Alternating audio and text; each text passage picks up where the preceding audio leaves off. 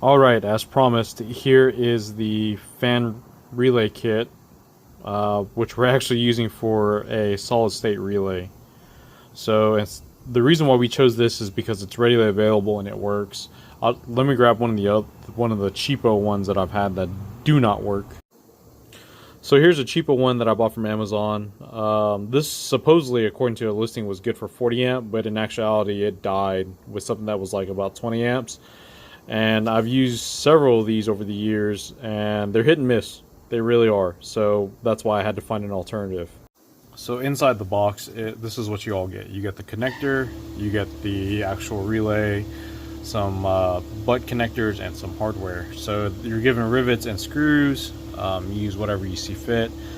This also needs to be mounted somewhere that can withstand some heat because these will get hot. Alright, so here is the wiring diagram for the solid state relay. It's pretty straightforward here. As you can see, one is the power ground.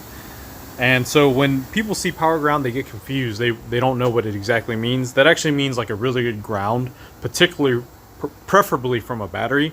That's actually what's going to close the circuitry. So you really want a good ground there. The blue/pink is the output from your ECU. So the ECU is going to be grounding this output. And then you've got the green wire here, which is the power. And as you can see in the writing, it says that it supplies 12 volts to the device being controlled. And then 4 is obviously switch power. So for our application, on this one, we're actually going to use a switch.